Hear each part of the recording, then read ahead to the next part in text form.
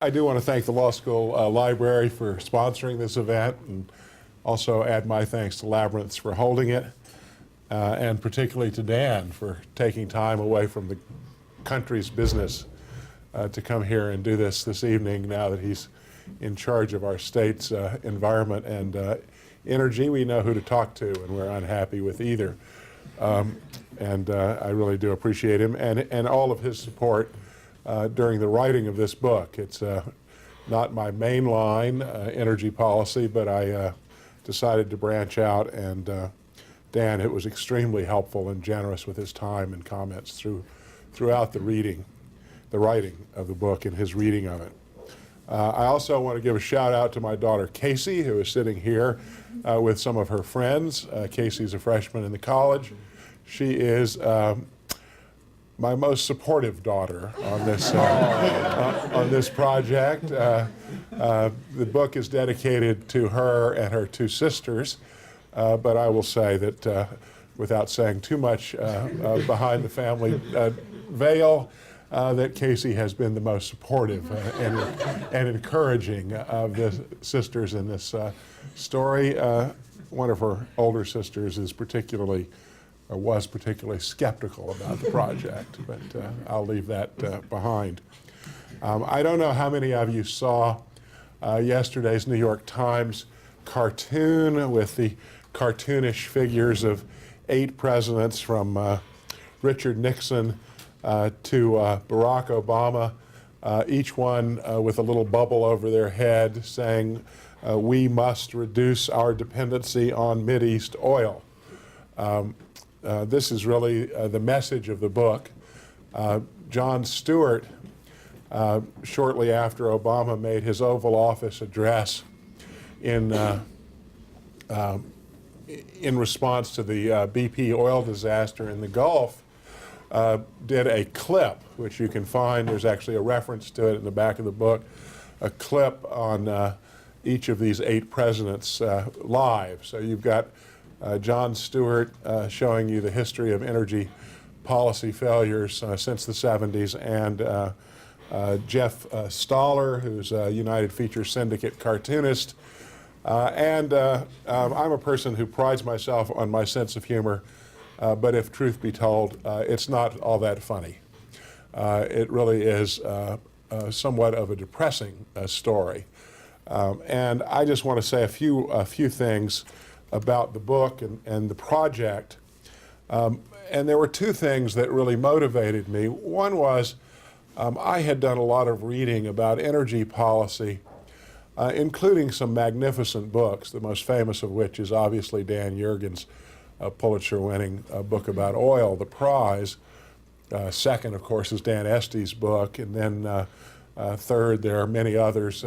There's a great book called The Kingdom of Coal. Each of these books sort of takes a slice of the energy industry and gives us a lot of information about it. But there really aren't any books that take the whole set of energy policies and look at them whole. And as a result, we tend to have tunnel vision. So, we want electric cars. So Obama today says he's now supporting, again, the $7,500 individual tax credit for electric cars. But we don't realize that, we get our electricity, where are we getting our electricity from? What's it doing to the environment? Are we going to get it from nuclear? Are we going to get it from wind? Are we going to get it from solar?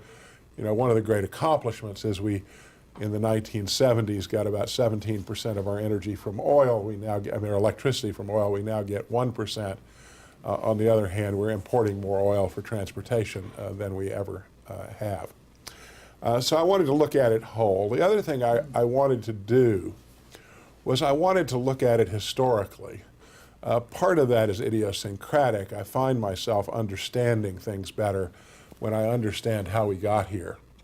But part of it is that I thought that the statements that are being made about either why we failed in the 70s or why we get nothing done today were probably wrong.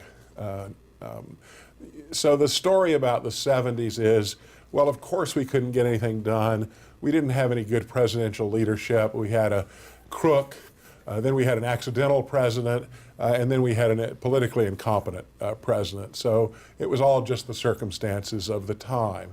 Well, you know, we've had 5 since, and they haven't gotten anything done either.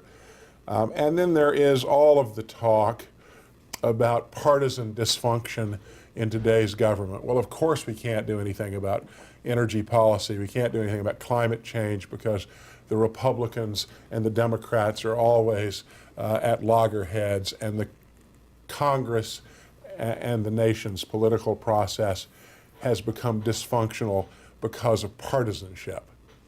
And at least my knowledge about this suggested that that was not exactly the right story either. And so, I went back and I started in the 70s. I decided to start in the 70s because until then, we were relying entirely on domestic sources of oil. The major oil companies, the so-called Seven Sisters, of which 5 were big American oil companies, whose names you know, controlled oil in the Middle East. They owned the oil in the Middle East and were pulling it out of the ground and marketing it. And we were the exporter of resort when things got tight. Us and the Russians, actually, were the exporters of resort when things got tight. And then in the 70s, everything changes. And what changes is that we hit what everybody agrees to be the peak production of domestic oil during that period, although technology and new leasing may promise more domestic production. But mostly what happens is that the Middle East becomes transformed. And we have Libya, actually, and Muammar al-Gaddafi, a name we now all know, who at age in his 20s in 1969 stages a military coup in Libya, and through a series of unbelievably shrewd political maneuvers, which I describe in chapter 2 of the book, basically seizes control of oil in the Mideast, and then he's soon followed by Saudi Arabia and the rest of the OPEC nations who take control of their own oil. Libya was very important during this period because of concerns about transportation from the Persian Gulf to Europe. And you could just ship Libyan oil across the Mediterranean, and it was particularly light and particularly sweet, as they describe oil in the business. And it was good oil, and it became very important. So things change in the Mideast, and then we have a whole series of other events, which I'll spare you. But the coal industry becomes completely transformed because of the decline of labor unions and the opening of the Western coal industry. Nuclear, which is supposed to be the answer, becomes a boom and bust. It booms through the 60s. We're building all sorts of new nuclear plants, and then 3 Mile Island occurs in March of 1979, and nothing is started after that in the United States, even though nuclear continues to be prevalent in places like France and, as we know, in Japan. So these are the context, and so the first part of the book looks at the history. The price of oil drops dramatically in the mid-'80s. It goes off the radar screen, and I think what happened, if you looked at this, looking back at it from 1999 or 2000, and you said, well, what happened? You might have thought that the 70s was an aberration, and that we were really back in the old days of low-priced, readily accessible oil. But it turns out, as we learned in the last decade, that high prices and shortages in some cases, but mostly high prices, are here to stay. The turmoil in the Middle East has become much more directly significant to us, and so forth. And let me just quickly go through a few of the conclusions that I come to, but I'm not going to belabor it because I want people to read the book, whether you buy it here or whether you buy it somewhere else, or whether you borrow the copies that the law library has ordered. So I don't want to give away the whole story, and it certainly doesn't have an ending. But let me just mention a few factors that I discover to be important, some of which are obvious, some of which I think are a little less obvious. One is that we know that the American system of government doesn't deal well with long-term problems and long-term issues.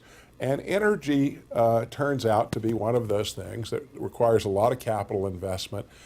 Technology takes a lot of time to evolve. Getting power online and getting it transmitted is extremely a slow process. And short-term politics creates problems, and short-term conditions create problems, so that when the economy is down, as it is now, you don't want to raise energy prices too much because energy is so central to the functioning of the nation's economy and the macroeconomy in the world. And so you have to be gradual and slow, which means that you have to be consistent. And consistent policy has been something that we've been unable to do. That is, we were really on the cutting edge of solar energy by the end of the 70s. We were ahead of everybody. But then in the 80s, research money got diverted away from energy into health. Solar energy didn't seem very important to the Reagan administration and others. I mean, there are a lot of villains in this story. There are not a lot of heroes. I also criticize the environmental movement's attitude towards solar energy. People like Barry Commoner, who was a very important leader of the environmental movement then. His vision was solar panel on every light bulb on the street, not huge solar facilities to generate electricity to those light bulbs. Well, you can't change America's energy policy one street light at a time or one house at a time.